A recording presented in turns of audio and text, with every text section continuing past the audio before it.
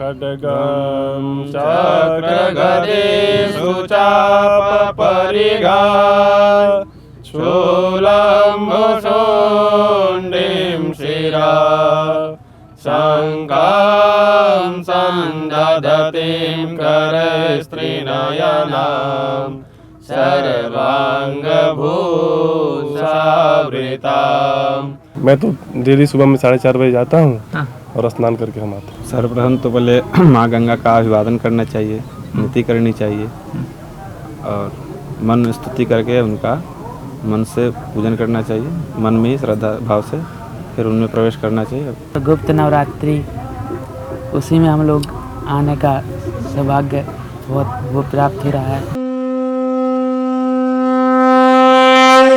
आप तीनों का बहुत बहुत स्वागत है। मेरे को एक एक करके अपना अपना नाम बता दीजिए। आपका नाम? मेरा नाम मंजीत कुमार पांडे हुआ। कहाँ पढ़ाई कर रहे हैं आप? अभी हम लोग संपूर्णानंद संस्कृत यूनिवर्सिटी से आचार्य कर रहे हैं। कहाँ पर है ये यूनिवर्सिटी? ये बनारस में है। बनारस में है, ठीक है। तो अभी आपने कितनी पूरी पढ़ाई कर ली है? हमारे ये संस्कृत की पढ़ाई तो 2012 से स्टार्ट हुआ था। हाँ। चंपारण में हम गुरुकुल में रहे थे पहले 7 साल। हाँ। उसके बाद बनारस से आ गए। हाँ। संपूर्णानंद से जुड़े पहले शास्त्र किए, उसके बाद से आचार्य कर रहे हैं अभी। ठीक है। आपका नाम? नमो नमः। मेरा नाम प्रवीण दुबे है। मैं सिवान जिला बिहार का रहने वाला हूँ और मैं काशी हिंदू विश्वविद्यालय बनारस में, जो विश्वविद्यालय है बनारस में, उसमें अभी आचार्य में चल रहा है। और इसके पहले मेरा अध्ययन जो है देवरिया ज़िले में श्री बैकुंठनाथ पवारी संस्कृत महाविद्यालय आश्रम है, उसमें मैं 4 साल रहा हूँ। वहाँ मैंने माध्यमिक किया है। और काशी हिंदू विश्वविद्यालय जो BHU है, वहाँ से मेरा ग्रेजुएशन अभी हुआ है, शास्त्री जिसको बोलते हैं हम। और अभी हमारा आचार्य चल रहा है। आपका नाम? मेरा नाम सुंदरम बिलोहा है। मैं मध्य प्रदेश पन्ना जिले से हूँ। मैंने यहाँ 6वीं से 12वीं तक गुरुकुल श्री गणेश संस्कृत विद्यालय गढ़ाकोटा सागर वहाँ से किया है। उसके बाद एंट्रेंस दिया BHU का, तो एंट्रेंस में यहाँ शास्त्री काशी हिंदू विश्वविद्यालय से किया है और अभी आचार्य चल रहा है। अच्छा, महाकुंभ में आप लोग आए हैं, क्या है महाकुंभ आपके लिए? मतलब क्या उत्साह है, क्या मतलब मन में एक अलग उत्साह होता है, महापर्व है। आपसे शुरू करते हैं, क्या है आपके लिए महाकुंभ? क्या ले जाएंगे यहाँ से? बहुत सारी यादें और हमारे सनातन परंपरा का बहुत पुराने सभ्यता है, जिसका सबसे बड़ा पर्व हम लोगों की नज़र से अभी तो यही है। कितने दिनों तक होगा ये अनुष्ठान आपका? ये 7 तारीख तक चलेगा। 7 तारीख तक। कितने दिन पूरे हो गए हैं?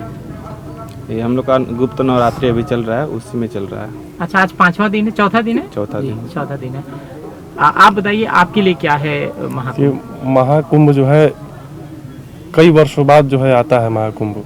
ये भारत में ही नहीं, केवल भारत में ही नहीं, पूरे विश्व में एक त्यौहार माना गया है। और जगह भी महाकुंभ लगता है। ये हमारे लिए एक त्यौहार माना गया है, त्यौहार हम लोग इसको मानते हैं। ये बहुत पारंपरिक से चला आ रहा है, बहुत प्राचीन से चला आ रहा है महाकुंभ। और इसमें हम लोग हिंदू भाइयों लोग सभी धार्मिक जो है सनातन धर्म के लोग इसमें अपना पुण्य उदय करने के लिए आते हैं, स्नान करने के लिए आते हैं। हर एक जगह से, भारत के हर एक कोने से स्नान करने यहाँ लोग आते हैं पुण्य की प्राप्ति के लिए। आप इतने दिनों से हैं, हर दिन स्नान कर रहे हैं? बिल्कुल। मैं तो डेली सुबह में 4:30 बजे जाता हूँ। हाँ। और स्नान करके हम आते हैं। 4-4:30 बजे। माहौल कैसा होता है गंगा किनारे का? गंगा किनारे तो ठंडी तो रहती है थोड़ी बहुत, लेकिन अब आदत हो गया हम लोग। भीड़ रहती है? हाँ, भीड़ तो रहती है। 4:30 बजे भी लोगों की खूब भीड़ रहती है? बिल्कुल बिल्कुल जी। और क्या क्या देखा आपने यहाँ मेले में? बहुत कुछ देखने को मिलता है। हर एक साधु बाबा से, ऋषि मुनि सब लोग संत जी मिलते हैं। मिलकर अच्छा भी लगता है, ज्ञान प्राप्ति होती है मिल करके। बातचीत करते हैं आप साधुओं से? बिल्कुल बिल्कुल। आशीर्वाद लेते हैं? जी। अब मैं काशी में ही रहने वाला हूँ, तो वहाँ साधु संत तो हैं लोग, तो मैं बातचीत करता रहता हूँ, मिलता रहता हूँ। आपके लिए क्या है महाकुंभ का ये पर्व? देखिए, ये ऐसा हो रहा है कि 12 साल में तो होता ही महाकुंभ।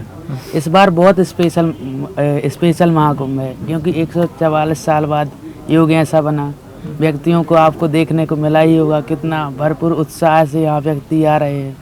और राजेंद्र जी यहाँ की राजदान जी महाराज हुए, उनकी गंगा मैया की एक उत्साहजनक क्या बोलते हैं स्नान का महत्व बताते हुए कहते हैं, त्रिवेणी संगमम सोमम भरद्वाजम च वासुकीम, त्रिवेणी संगमम सोमम भरद्वाजम च वासुकिम वंदे अक्षवटाम सोमम प्रयागम तीर्थनायकम। माने गंगा का इतना महत्व है, गंगा मैया का इतना महत्व बताया गया है कि जो वहाँ स्नान करता है, जो प्रयाग क्षेत्र है वो तीर्थों का राजा कहा गया है, और गंगा मैया का होना और उसमें स्नान करने का इस श्लोक के जरिए से पूरा फल प्राप्त हो जाता है। कैसे माँ गंगा में जब आप लोग स्नान करते हैं तो आपके गुरु ने क्या विधि बताई है? सीधा जाके ऐसे जंप तो करते नहीं है, आपसे शुरू करते तीनों से जानेंगे कैसे स्नान करते हैं, क्या है 3 चरणों में होता है, 4 चरणों, पहले क्या करना चाहिए, क्योंकि हम लोग नहीं जानते और हमारे जैसे बहुत सारे जो युवक हैं वो नहीं जानते। सर्वप्रथम तो पहले माँ गंगा का अभिवादन करना चाहिए, नीति करनी चाहिए और मन में स्तुति करके उनका मन से पूजन करना चाहिए, मन में ही श्रद्धा भाव से फिर उनमें प्रवेश करना चाहिए, स्नान करते हैं। और जो स्नान करने की विधि है वो आपको क्या बताई गई है कि कितनी डुबकी लगाएं और डुबकी लगाते समय नाम लेना चाहिए, क्या है वो? गंगा जी का नाम लेते हैं बस। हाँ, 3 डुबकी लगाते हैं हम लोग। बोलते हैं अपने परिवार मित्रों का सबका नाम। हाँ, पूर्वजों का नाम लिया जाता है, पूर्वज को तारने के लिए ही, पूर्वज को जो भी उद्धार है या फिर आने वाली पीढ़ी के उद्धार के लिए हम लोग अपना परिवार के कल्याण के लिए यहाँ पुण्य का कार्य कर रहे हैं। हाँ हाँ हाँ। ये डुबकी लगाने को लेकर आपके पास कुछ अलग जानकारी हो और ज़्यादा एक्सप्लेन कर पाएँ तो हमको बताइए, कितनी डुबकी लगानी चाहिए? और आपने स्नान किया? जी मैं तो कितनी बार किया? मैं तो 3 डुबकी डेली लगाता हूँ। 3 डुबकी? जी। 3 क्यों लगाते हैं? बस जैसे गंगा यमुना सरस्वती यहाँ संयुक्त हुई हैं लोग, अच्छा, तो मैं इसीलिए 3 डुबकी में डेली, पहला गंगा में, दूसरा यमुना, तीसरा सरस्वती में लगाया। अच्छा, ऐसे जी। आप इस पे कोई प्रकाश डालेंगे तो? जी यही है, देखिए 3 डुबकी का बताया है जो भैया ने, वही है कि गंगा, माँ सरस्वती, माँ यमुना, जो माता रानी त्रिवेणी संगम का है, तो यही करके हम लोग स्नान करते हैं। देखो मैं ना अलग अलग कहानियाँ सुन रहा हूँ लोगों से, कैमरे पे हम टीवी पे दिखाएंगे ना, मेरे से कोई पूछेगा कि यहाँ पे एक चीज़ जो कभी नहीं भूलूंगा, मेरे पास 5-7 चीज़ें हैं बताने के लिए। जैसे आज आप लोगों से हुई मुलाकात भी एक चीज़ है जिसको मैं बहुत अच्छे से सुना सकता हूँ। मेरे को आप बताओ जो अपनी अंतिम स्मृतियों तक वो घटना, वो चीज़ याद रखोगे और सबको सुनाओगे कि महाकुंभ गया था तो ये इतने दिनों में मेरे साथ घटना हुई थी या मैंने ये देखा सुना, वो क्या चीज़ है? अपने बच्चों को सुनाओगे कि 144 साल के मैं महाकुंभ में गया था तो ये चीज़ आज तक भूला नहीं हूँ, अब तक जो अनुभव हुआ वो क्या है? ये तो पहले हम लोग की बहुत सौभाग्य की बात है कि हम लोग यहाँ इतना दिन व्यतीत करने का मौका मिल रहा है हम लोगों को। कितने लोगों को तो यहाँ आने का भी सौभाग्य नहीं मिल पा रहा है और हम लोग यहाँ डेली अलग अलग मार्ग में डेली भ्रमण करते हैं और यहाँ भ्रमण करना ही एक अंतरात्मा को सुख प्रदान करता है। और ये माहौल जो बना है और इतने लोगों का समागम एक साथ और संत महात्मा, ये भूलने वाली बात नहीं है। मतलब यहाँ विचरण करना ही आनंद आता है। हम लोग जब भी यहाँ से फ्री होते हैं पूजन पाठ से, फिर हम लोग यहीं भ्रमण ही करते हैं दिन भर। रात में भी हम लोग भ्रमण करते हैं और भोजन के बाद ही भ्रमण करते हैं। बस यही इस महापर्व में जो इतना सजावट है, सब अलग अलग जगह अनुष्ठान हो रहे हैं, सबसे प्रिय स्थान आपका कौन सा है? पूरा तीर्थ ही प्रिय है। पर एक चीज़ में मुश्किल सवाल है तो बताइए। अभी तो हम लोग भ्रमण कर रहे हैं, अभी तो सबसे हमारे तो जो हम लोग यहाँ सेवा कर रहे हैं भगवान की, हमारे लिए तो यही है। आपका अपना आश्रम? हमारा तो सबसे प्रिय पहले अपना ही है। ऐसे हम लोग सब भ्रमण करते हैं तो अभी और भी आशा है कि और भी कुछ चीज़ें मिलेंगी, क्योंकि बहुत बड़ा कुंभ है इस बार का। तो हमको लास्ट में बताओगे कि ये था निचोड़? नहीं, अभी हम लोग भी अभी तलाश में ही हैं, क्योंकि हम लोग भी अभी डेली भ्रमण करते हैं। क्या चीज़ की तलाश में? बस ऐसा क्या मिल जाए कि हम लोग हमेशा याद रखें। अभी तो ये स्मृति जो भी बनती जा रही है तो भी भूलने वाला नहीं है। हम लोग भी यहाँ रहने वाले हैं 12 तारीख तक। आपके साथ भी ऐसा कोई अनुभव अगर हो गया है तो सुनाओ। देखिए, पहले तो मैं सभी कहूँगा कि मैं जब काशी में था अपने रूम पे, मेरा बनारस काशी में HDFC बैंक जो है उसी के बगल में मेरा कमरा है। और हम लोग 5-6 लोग साथ में रहते हैं वहाँ पे। तो हम लोग प्लानिंग बनाए कि जैसे हम लोग जाके किसी मतलब प्रयागराज में स्नान करने के लिए, कुंभ में स्नान करने के लिए हम लोग प्लानिंग बना रहे थे इसे। तब तक पता ना यहाँ की माँ गंगा सरस्वती जमुना की कृपा हुई कि मैं 1 दिन का स्नान के लिए सोच रहा था और ऐसी कृपा बनी कि मैं यहाँ 11 दिन के अनुष्ठान में आया और डेली मैं स्नान कर रहा हूँ। ऐसा कृपा ये पता अनुभव, नहीं। सही बात है। जी। तो ये कभी नहीं भूलेंगे। ये कभी नहीं भूलूंगा मैं, कि मैं 1 दिन के स्नान के लिए सोच रहा था और वो भी आता कि नहीं आता कोई ठीक नहीं इसकी। और भगवती कृपा हुई भगवती कि की ऐसी कृपा हुई कि अपने शरण में जो है 11-12 दिन तक हमको वो भी नवरात्रि वो भी में। नवरात्रि में, गुप्त नवरात्रि में। आपका अनुभव जो कभी नहीं भूलेंगे। अभी मैं 24 तारीख को फ़िलहाल यहाँ आया एक बार, तो वहाँ से स्टेशन से कम 10-15 किलोमीटर तो पैदल चला ही होगा। पूरा संगम घूमे, इतना विकराल भीड़ था। एकादशी पैर आया था, स्नान किया था संगम घाट पर। तो उसके बाद मैं 25 को यहाँ से चला गया। भैया का फ़ोन आता है, तो दोस्त लोग हैं, थोड़ा बहुत हंसी मजाक करते थे। तो क्या हुआ कि लगा कि हंसी मजाक चल रहा है, दरअसल तो माँ गंगा की ऐसी कृपा हुई कि एक बार मन में भी लगे कि देखो वहाँ आने के बाद फिर से बुला रही हैं कि ऐसा समय कब मिलेगा। जीवन में तो ऐसा योग आने वाला भी नहीं है, और माँ भगवती के चरणों में ऐसा शुभ अवसर और गुप्त नवरात्रि, उसी में हम लोग आने का सौभाग्य बहुत वो प्राप्त हो रहा है।